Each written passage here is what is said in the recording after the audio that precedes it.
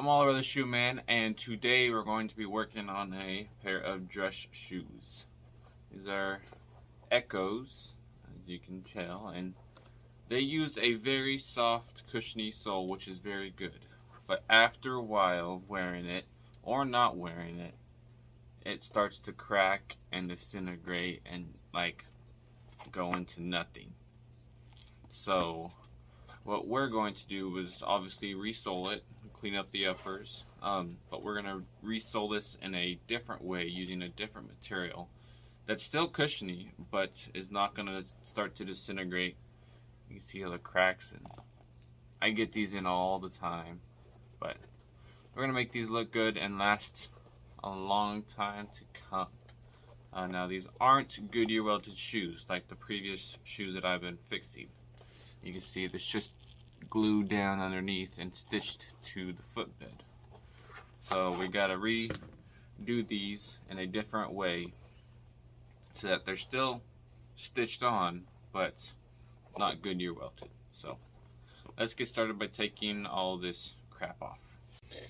Okay, so let's just start by pulling this off as much as I can with my hands. You can see it just disintegrates, and you're going to use my pliers or grippers or pinchers, whatever you want to call it. And unfortunately, because of this material, it just comes off. It rips apart. It doesn't come off all in one shot. So, yeah.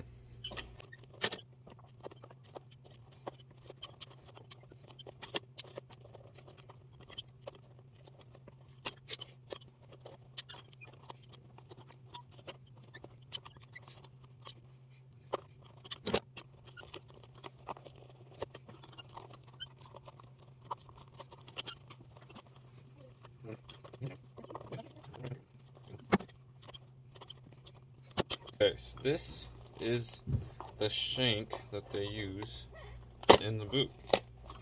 It's a plastic shank, but it's nice and long, and we'll clean this up and reuse this.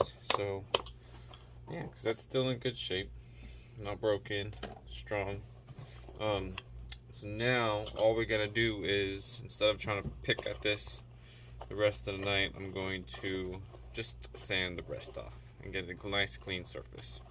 Alright, so we got it all cleaned up as best as we can, nice and flat. There's stitching that's holding on the footbed to the actual uppers itself, so I don't want to sand too much, excuse me, and then the footbed come undone or lose shape or anything. So usually with these type of constructions, what we have to do is use this. This is a welt, but it's not a stitch on welt, it's a glue on welt. That just simply gets glued on for aesthetic purposes. You can see this here. So that's what it's supposed to look like, right? But if you look closely at the toe, you see that line right there that goes all the way around the shoe? When we put this welt on, you can still see that, and you don't want to see that. You could sand it and dye it, and you won't be able to hide it. So what I did before we go and put this welt on, I took a piece of leather. This is Veg-Tan leather, just natural color. And what we're going to do is use it almost like a rand. And the rand is just like you have on the Converse. That piece that goes all the way around it, that's what this is basically what we're going to do. But we're going to glue it on, okay, all the way around. And then once it's glued on all the way around, we're going to tuck it up underneath the shoe so that it's going to hide that line, and then when the welt comes on, after it's all dyed black, it'll look really good and all professional like it had that to begin with. So let's get this glued onto this and go from there.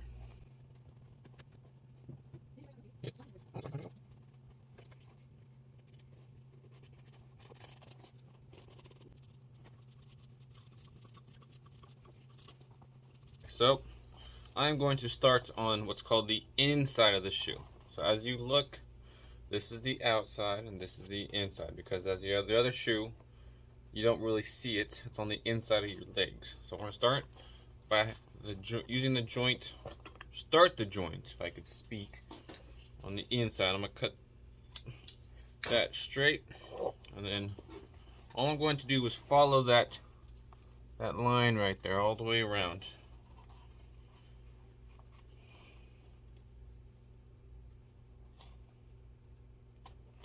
Stick it on. Kind of just like trying to form the leather to those curves as I go around.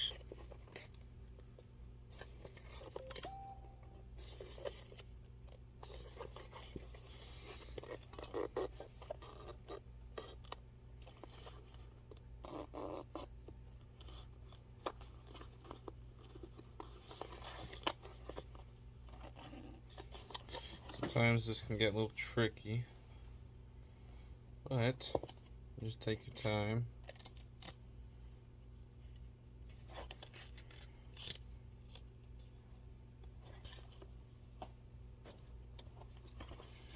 Make sure you cut it off.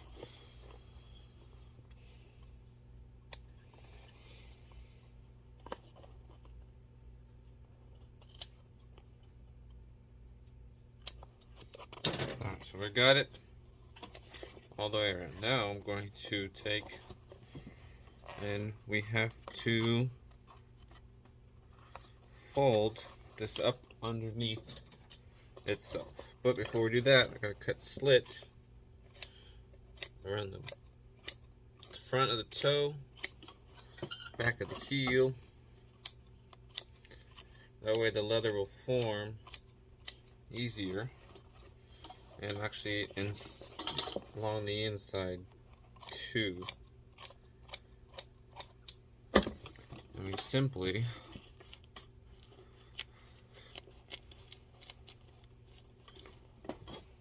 push it down with our hands and then hammer it into place.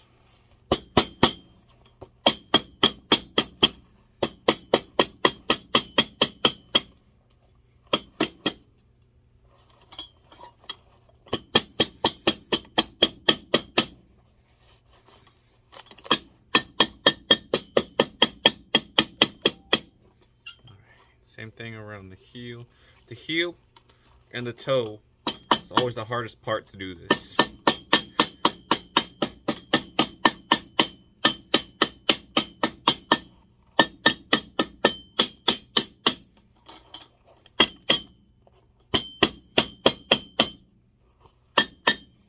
But just like that, we are good to go. And I'm leaving it a natural color for now, and once I get all done with it, then I want to dye it black. But I think what I want to do, because it looks pretty good in my opinion natural, it has some nice contrast, and especially with the welt that looks like that is going to get put on. I think it's going to look good with the natural welt. So I think I'm going to leave it natural for now. When the customer comes to pick it up, I'm going to show it to him, and if he wants me to dye it black, then I'll dye it black, and then we'll go from there. But next step is to put our welt on. Obviously not this piece, this is a spare piece that I cut. But this is the longer piece that we need. And we are going just to rough measure it. This has those little triangles in there because just like we cut the slits in the back, it makes it curve around a lot easier when you glue it on. But go ahead and rough measure it.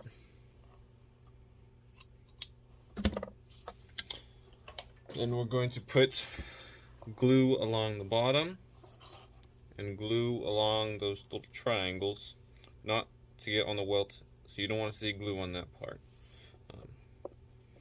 And then we're going to go ahead and stick it on. But I will see you guys when we're ready to glue the welt on. Alright, we're ready to put the welt on. Now this can get tricky, and you gotta make sure you do this right so you get the right shape and that there's no gaps, and then it all lines up and matches what there was before.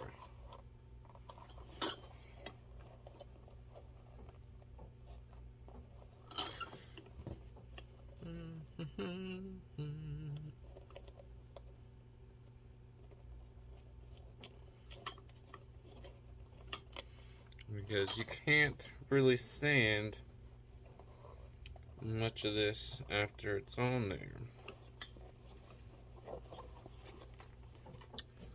So that needs to be, let's see, sort of sits flat. You're not supposed to be able to see in there like that. So I think that back is good. This front, I think it needs to be more square toe than anything, because it is kind of a square toed dress shoe.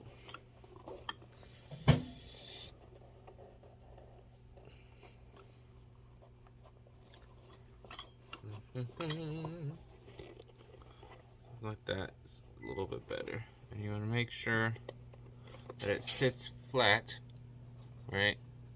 And it doesn't, you don't see inside. Same thing along all the sides. And matches the other one. So here, where the two pieces meet, what you want to do is take one, skive it down. It's kind of difficult, especially with this style welt. Okay, see, I kind of cut it at an angle. And with this one, I have to cut the opposite direction.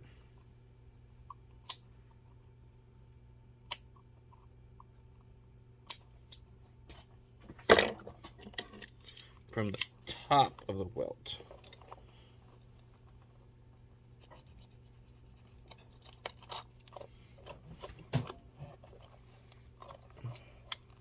That way,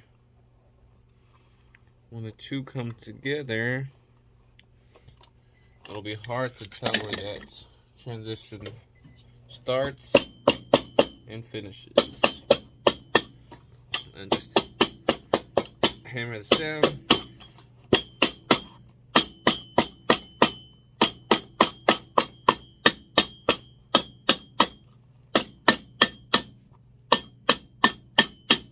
Okay, and now what we're going to do, because we created sort of a cavity that needs to be filled, so we're going to put some cork in here, just a very thin layer of cork, sand it flush. We're going to put our shank back in on top of the cork, and then the midsole and the new sole. Alrighty, time to get the cork in. It's just fairly simple. Just put some glue in there, put some glue on the cork, heat them up, stick them together, and then take this extra piece right here, stick it right there. That way it's all filled in. Hammer it all in.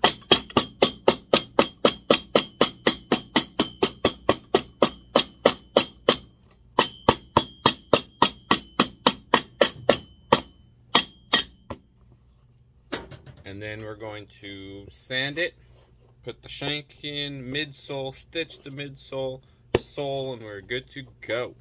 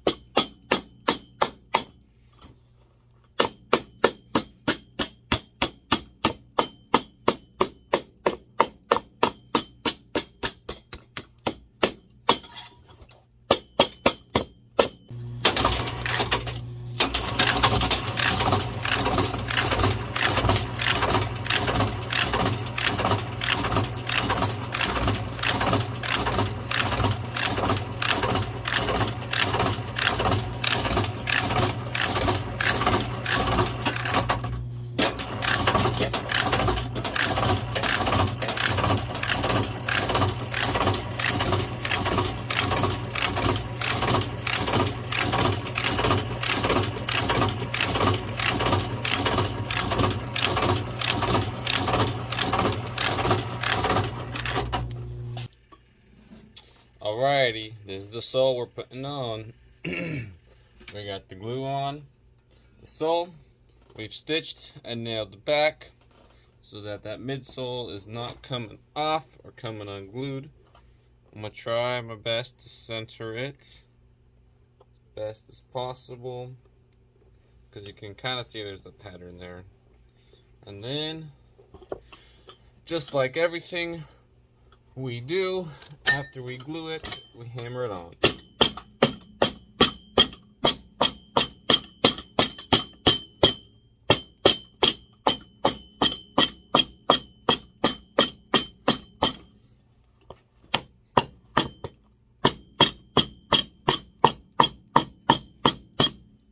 My elbow itches. Alright. Then we'll go ahead and press the edges in our welt roller. Actually, I'll just do it this way. Make life easier on me. Now this sole, this Vibram Gum Light sole is what it's called. It's very durable. It's lightweight and cushiony, similar to what was on there before, but this over time just wears down. It doesn't start to disintegrate over time. So we're gonna put this in the press, trim the edges, and clean her up. The uppers are in good shape. They really don't need some color. There's some conditioners and buff it up, and it's good to go. So let's get this done. Alright, so you can see I got this rough sanded, rough trimmed, and you could see I could just leave it as it is right now. Just clean up the edges, sand them, clean up the uppers, and call it a day. But do you see something wrong with that? That heel is not supposed to be sitting like that. It's supposed to be sitting like that. But when you do it like that, it's not supposed to be like that. You can kind of see it's resting on the very center.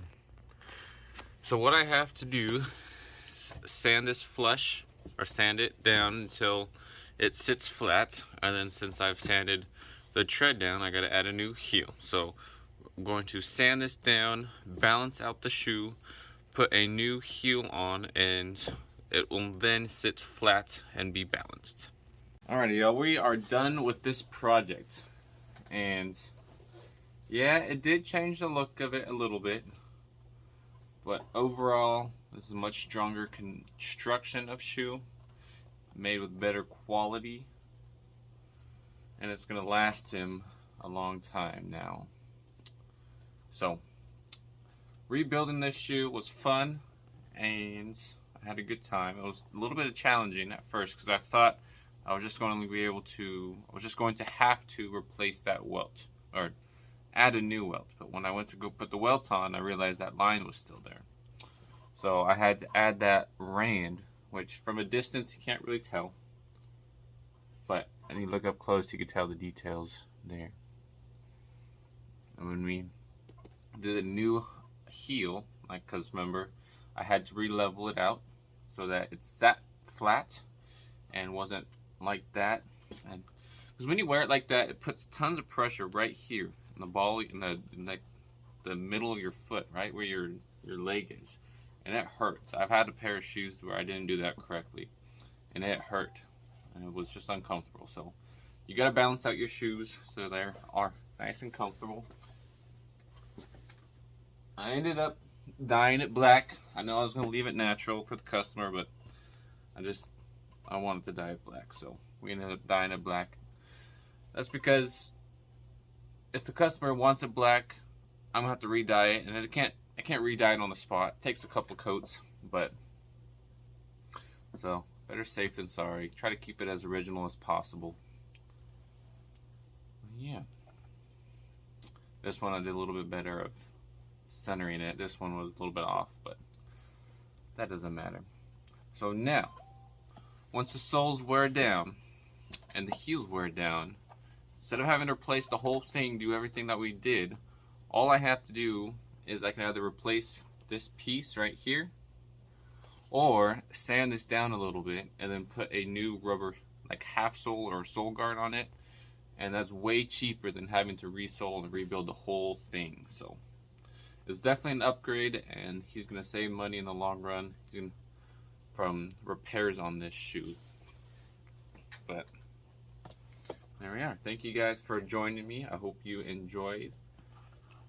Click subscribe and like and share, and stay tuned for more cool videos to come. Y'all have a good day. God bless.